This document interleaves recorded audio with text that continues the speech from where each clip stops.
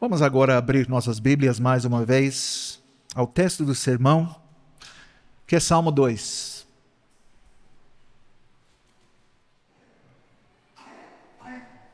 Salmo 2, começando em versículo 1, e assim diz a palavra de Deus: Por que se enfurecem os gentios e os povos imaginam coisas vãs? Os reis da terra se levantam e os príncipes conspiram contra o Senhor e contra o seu ungido, dizendo: Rompamos os seus laços e sacudamos de nós as suas algemas. Ri-se aquele que habita nos céus, o Senhor zomba deles. Na sua ira, a seu tempo lhes há de falar, e no seu furor os confundirá. Eu, porém, constituí o meu rei sobre o meu santo monte Sião. Proclamarei o decreto do Senhor. Ele me disse: Tu és meu filho, eu hoje te gerei.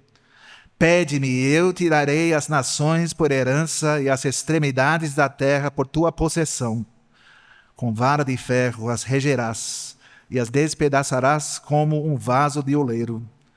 Agora, pois, ó reis, sede prudentes. Deixai-vos advertir, juízes da terra, servi ao Senhor com temor e alegrai-vos nele com tremor.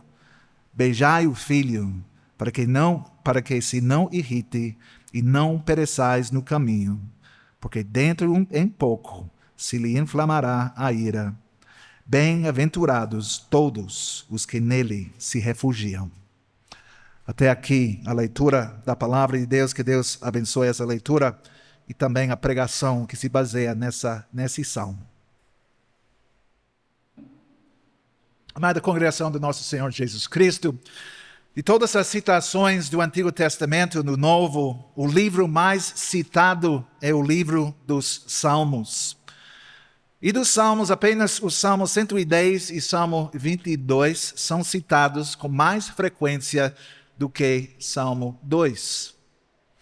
Os apóstolos viram o Senhor Jesus claramente neste salmo. E esse salmo proclama em alto e bom som seu senhorio sobre toda a criação. Nós podemos pensar no Salmo 2 como Salmo 1, um dos fiéis guardiões do livro dos Salmos, ou os porteiros do livro dos Salmos. O primeiro salmo, como nós cantamos, descreve a vida do membro fiel do povo da aliança e a contrasta com o caminho dos que quebram a aliança, aqueles que não conseguem permanecer na congregação dos justos. O segundo salmo amplia o foco do indivíduo e seu lugar na comunidade da aliança para o panorama geral. Então, como o primeiro salmo, o segundo salmo enfatiza um contraste absoluto entre os inimigos de Deus, que se opõem a ele de fora da aliança, dos laços da aliança, e o próprio Deus e seu Messias. Os gentios se enfurecem, os povos imaginam coisas vãs, os reis da terra se levantam, os príncipes conspiram contra o Senhor e contra o seu ungido. Eles se acusam a se submeter ao Rei dos Reis. Eles não querem nada mais do que romper o que consideram laços que os prendem, romper o que consideram suas algemas. Eles querem ser livres e sabem que não podem ser a autoridade máxima quando há alguém acima deles. Os poderes anticristãos deste mundo querem ser Deus, seres divinos. Eles querem expulsar Deus do seu trono. Então o contraste surge no versículo 4. E seria bom ter as Bíblias abertas na sua frente para seguir. Então, versículo 4, e esse contraste não pode ser mais claro. Então, nós lembramos o contraste de Salmo 1. O justo é como uma árvore, o ímpio é como a palha. E aqui nós vemos o contraste entre os governantes ímpios deste mundo e o verdadeiro governante, com maiúsculo, deste mundo. Os rebeldes ímpios contra a autoridade de Deus falam alto e têm muito bravata. Eles dizem coisas ousadas. Eles exercitam seus músculos. Gostam do seu poder. Querem que esse poder cresça. Não gostam de se submeter a ninguém. E por isso trabalham juntos, conspiram juntos para derrubar o poder que eles sabem muito bem que esse poder existe, mas que se recusam a reconhecer. Mas o quarto versículo, como eu disse, transforma suas grandes palavras, suas ostentações, sua autoexaltação numa piada. E a piada é com eles, com esses rebeldes iludidos. Salmo 2, versículo 4. Ri-se aquele que habita nos céus, o Senhor zomba deles. Então nós vamos cantar essas palavras depois da pregação. E quando cantamos, meus irmãos, minhas irmãs, então essas palavras deveriam nos dar o maior encorajamento do que poderíamos imaginar. Nós vemos isso aqui no Brasil. Vemos isso de fato em todo o mundo. O Brasil não é um país único, não. Temos um presidente, temos um sistema judiciário em rebelião aberta contra o Senhor e contra o seu ungido, contra o senhorio de Jesus Cristo. Institui injustiça por decreto. Nossos líderes políticos se recusam a reconhecer o senhorio de Cristo, se recusam a se submeterem a Ele. E nós sabemos o que acontece quando as pessoas se recusam a fazer isso individualmente. Os resultados não são bons. E quando não são apenas indivíduos que se rebelam, mas líderes públicos que representam sua nação, que governam dessa maneira, os resultados são os mesmos, mas em escala muito maior, uma escala massiva. Então nós podemos facilmente perder a esperança, né? Muitos cristãos se tornaram muito negativos em seus pensamentos, muito pessimistas sobre como as coisas estão indo. Imaginam que as coisas nunca podem mudar. A situação piorou tanto que não há de voltar atrás. Pessoas pensam. Esses eventos, eles imaginam, são sinais dos tempos. É assim que as coisas têm que ser. Mas pelo menos nós sabemos que Jesus está voltando. Nós temos essa esperança. Homens ímpios detêm as rédeas do poder nesta vida, neste mundo, e sempre vão fazer isso. Essa é a atitude derrotista que muitos cristãos têm. O Salmo 2 deve, de fato, inverter essa atitude derrotista. O Salmo mostra que esse tipo de pensamento não deveria ter lugar em nossa vida, em nosso pensamento.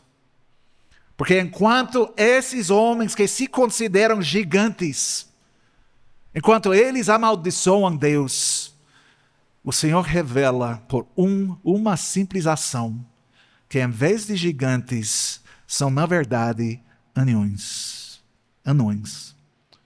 Ele ri as suas palhaçadas, ele zomba deles. Isso nos lembra do que aconteceu na Torre de Babel. Quando os reis da terra daquela época se reuniram para se tornarem famosos, bem conhecidos no mundo, construindo uma torre que alcançasse aos céus. Nós vemos o que o Senhor fez. É engraçado, porque Ele olha do céu para ver o que essas pessoas estão fazendo. Eles estão construindo uma torre para os céus, mas o Senhor está nos céus e Ele está olhando de lá. Quando a Bíblia conta a história dessa maneira, nós vemos como é ridículo para os homens. Tão pequenos, tão impotentes a se rebelaram contra Deus.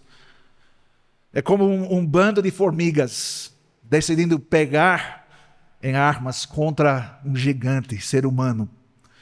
e tendo confiança nisso, nós vamos ter a vitória. É tão patético que o Senhor ri e Ele zomba. Esses rebeldes vivem no mundo dos sonhos.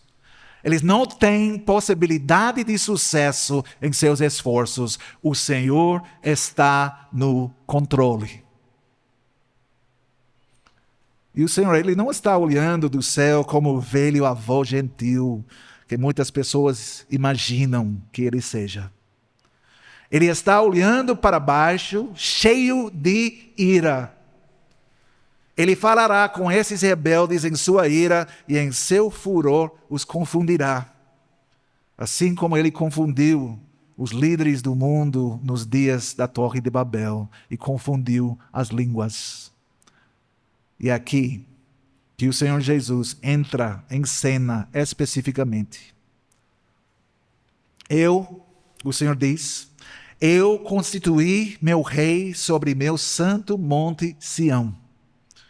Meu decreto é este: tu és meu filho, eu te gerei hoje.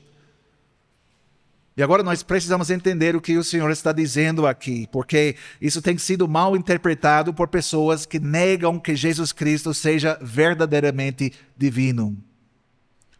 Aqui, Deus Pai está dizendo: eu estou colocando você nesta posição de autoridade e honra.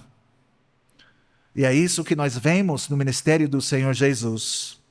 Quando Ele cumpriu fielmente seu ministério, Ele recebeu os frutos desse ministério.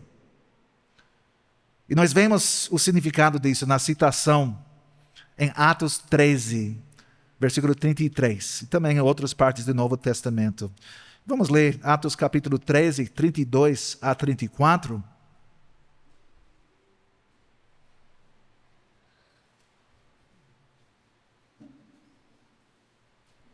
Atos 13, 32 e 34. E aqui o apóstolo Paulo está falando, ele diz isso. Atos 13, 32. Nós vos anunciamos o evangelho da promessa feita a nossos pais, como Deus a cumpriu plenamente a nós, seus filhos, ressuscitando a Jesus, como também está escrito no Salmo 2. Tu és meu filho, eu hoje te gerei. E que Deus o ressuscitou dentre os mortos para que jamais voltasse à corrupção.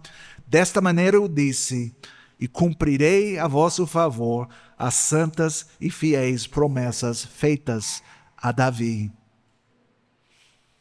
Então nós temos que pensar assim sobre esse versículo e entender o versículo assim.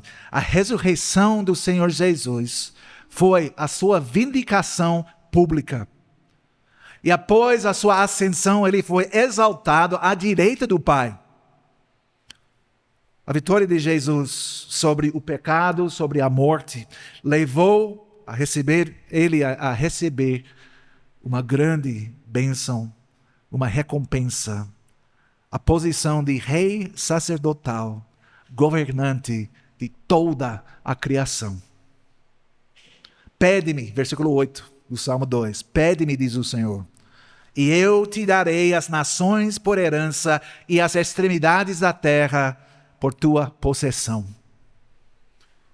Exatamente isso que nós vemos profetizado em passagens como Isaías, capítulo 53. Naquela passagem podemos ver o servo, primeiro sofrendo, mas depois recebendo a sua herança. Ele cumpre seu chamado e é recompensado, recebe o galardão. Essa recompensa não é pouca coisa, não. São as nações. Eu vou dar às nações, todas as nações. São as extremidades da terra, não apenas uma pequena parte da terra ou pedacinhos da terra aqui e ali. É tudo.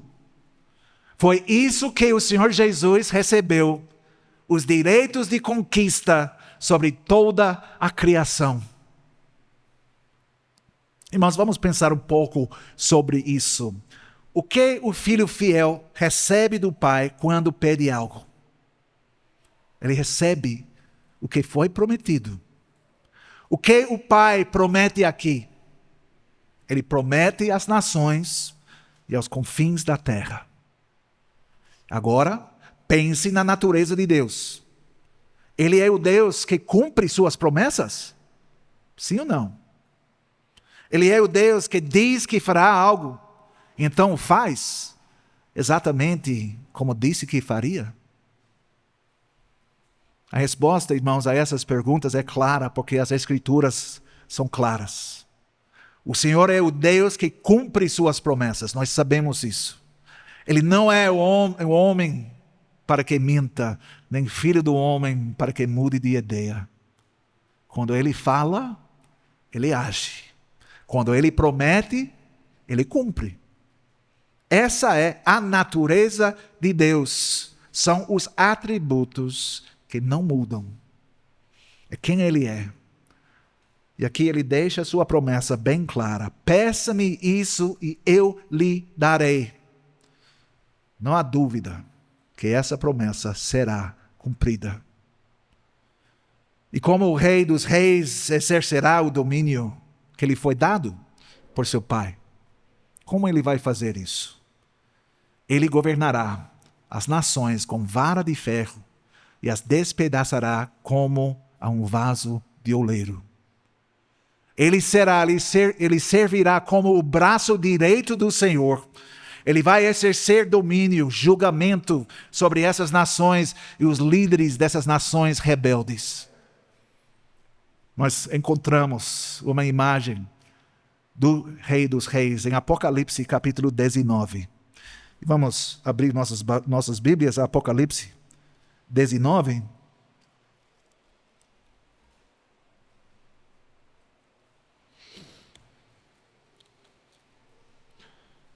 Começando em versículo 11.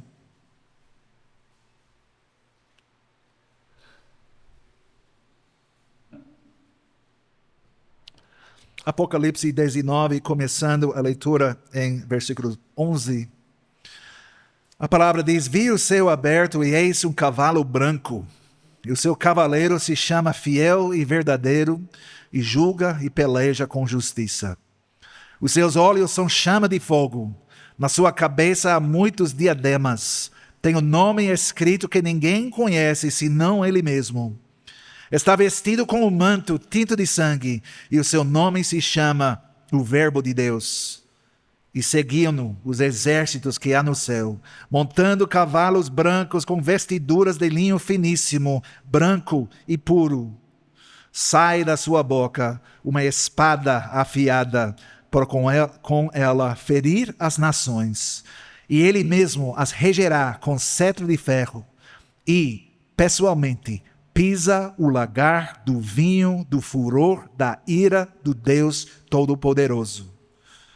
Tem no seu manto e na sua coxa um nome inscrito: Rei dos Reis e Senhor dos Senhores.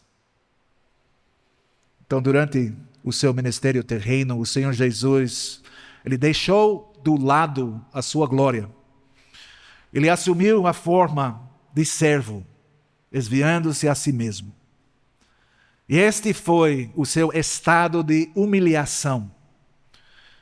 Mas ele não está mais nesse estado de humilhação, não.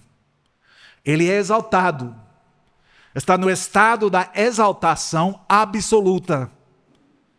Então, para aqueles que se recusam a dobrar os joelhos diante dele, o chamado é absoluto e sério. Não poderia ser mais urgente, não. E esse é o chamado dirigido aos reis da terra, nos versículos 10 a 12. Sede prudente, ó reis. Deixai-vos advertir, juízes da terra. Servi ao Senhor com temor e alegrai-vos nele com tremor. Beijai o Filho. Para quê? Para que beijar o Filho? Para que se não irrite e não pereçais no caminho, porque dentro em pouco se lhe inflamará a ira. Então esta é uma mensagem profética. Uma mensagem profética destinada especificamente para os governantes do mundo. E esta é a mensagem que nos foi confiada. Nossa mensagem irmãos, não é uma mensagem que deveria ser somente proclamada aqui, em nossa igreja, enquanto o mundo e seus líderes estão indo diretamente para o inferno. Se este chamado profético, a submissão e ao arrependimento está incluído nas Escrituras, é uma mensagem que nós somos chamados a proclamar em termos inequívocos, em termos poderosos. Em Atos 9, versículo 15, o Senhor descreveu o apóstolo Paulo como seu instrumento escolhido para levar seu nome perante os gentios e reis, bem como perante os filhos de Israel. E esta é a mensagem que nós, como a igreja de Cristo, o Rei dos Reis, o Senhor dos Senhores, nós também somos chamados a proclamar essa mensagem. Esta é a nossa responsabilidade. Este é o nosso privilégio, de fato. E por meio da voz profética da igreja, o Rei dos Reis exercerá o seu governo. Então, nós podemos e nós devemos dizer coisas assim: Presidente Lula, seja prudente. Alexandre de Moraes, esteja avisado. Dário Sade, beija o filho. Tarcísio de Freitas, servi ao Senhor com temor e alegra-se nele com tremor. Porque o Rei dos Reis, ele não aceita rivais. Se vocês, presidente Lula, Alexandre de Moraes, Dário Sade, Tarcísio de Freitas, se vocês se recusarem a se submeter a ele, certamente perecerão no caminho. Nós, como cristãos, nós não vamos nos rebelar. Não vamos pegar em armas contra líderes devidamente eleitos, não. Mas nós vamos proclamar a mensagem intransigente, imutável do Senhor. Líderes, se vocês não se submeterem àquele que exige a lealdade de todos, do menor ao maior, sentirão toda a força da ira do Filho. Não há dúvida nisso. Deus não se deixa escarnecer. A vingança não pertence a nós como indivíduos, mas certamente, e nós sabemos isso com 100% certeza, certamente pertence a Ele. Isso nos leva ao último versículo de Salmo 2. É uma imagem espelhada do primeiro versículo do Salmo 1, que nós cantamos. O Salmo 1, versículo 1, pronuncia a bênção do Senhor sobre o homem que não anda, nem se assenta, nem se mantém em pé com os ímpios e os injustos. É a última parte de Salmo 2, versículo 12. Pronuncia a bênção de Deus sobre aqueles que se refugiam no Messias, no ungido de Deus. Todos aqueles que fazem isso, nós cantamos, são verdadeiramente abençoados. Refúgio, irmãos. É disso que nós precisamos. Nós precisamos de refúgio. Quando a ira ardente do Senhor se acende e se derrama sobre seus inimigos e nossos inimigos, quando o Filho pisa o lugar da ira, da ira de Deus, nós precisamos ficar num lugar seguro. Nós precisamos estar e ficar do lado certo. Precisamos saber com quem estamos aliados e onde esse refúgio pode ser encontrado. É aqui na igreja, no corpo de Cristo, sua amada noiva. Cristo é o nosso refúgio. No início de cada culto, todos nós declaramos juntos que nosso socorro está em nome do Senhor, o Criador dos céus e da terra. Então, isso é o único lugar onde se pode encontrar socorro.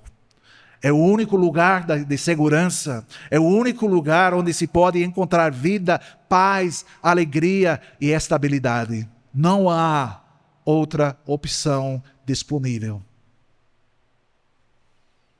Nós vivemos num mundo em que as massas foram convencidas a buscar refúgio nos reis da terra, nos príncipes que conspiram contra o Senhor e contra o seu ungido. Nós vemos isso até mesmo, tristemente, entre cristãos, entre muitos cristãos que vivem como se o Estado ímpio e anti-Deus fosse seu salvador. Claro, eles confiam em Deus para a sua salvação, mas ainda assim esperam que o Estado lhes forneça o pão de cada dia e não que Deus os alimente. E claro, eles vão para a igreja os domingos, mas adoram diante do ídolo do socialismo nos outros 6 dias da semana. Estão buscando refúgio em príncipes. Estão depositando sua confiança em carros e cavalos, para citar as palavras de um outro salmo, Salmo 20, versículo 7. Eles estão esperando que o Estado os proteja, que eles coloquem comida na mesa e, na prática, façam do Estado o seu Deus. Mas buscar refúgio no Estado, esse Estado rebelde, todo-poderoso em seus representantes, é completamente incompatível com a fé cristã. Não se pode servir aos 2 deuses ao mesmo tempo. E a mensagem do 2º Salmo deixa bem claro o quão tolo é buscar refúgio em qualquer outro lugar que não seja o Filho amado de Deus. Ele é, como já disse múltiplas vezes, Ele é o Rei dos Reis. Ele vencerá a batalha. Unidos a Ele pela fé, nós compartilhamos da sua vitória. Nós podemos ter confiança, mesmo quando a situação mundial ou a situação da nossa nação parece aos olhos humanos sombria, sem muita esperança, na verdade. Parece assim, mas Deus Pai, Ele fez uma promessa ao Filho e Ele vai cumprir essa promessa. As nações pertencem a Ele, os confins da terra são sua herança. Então, este é o ponto de partida da nossa missão. E à medida que nós saímos pelo mundo, assumindo o domínio em nome daquele que tem domínio absoluto, nós podemos fazer isso com confiança. A verdadeira confiança não pode ser encontrada em nenhum outro lugar. E a confiança depositada em qualquer coisa ou pessoa é uma confiança equivocada. Mas vocês, meus amados irmãos, vocês que se refugiaram em Cristo, vocês são verdadeiramente abençoados. Vocês reconheceram que Ele é o Rei. Ele não é apenas o Rei da sua vida, mas Ele é o Rei de toda a criação. Então continue a se submeter humildemente a Ele. Continue a amá-lo. Continue a temê-lo. Continue a proclamar o seu nome. Viva com essa ousadia santa. Não tenha medo. Não se deixe intimidar. Você é um representante do Rei dos Reis. Você é um porta-voz do Senhor dos Senhores. Você é um embaixador do reino do Rei. Lembre-se de quem você é. Confie naquele que o chamou para ser um cidadão no seu reino. E vá em frente e vença. Amém. Vamos agora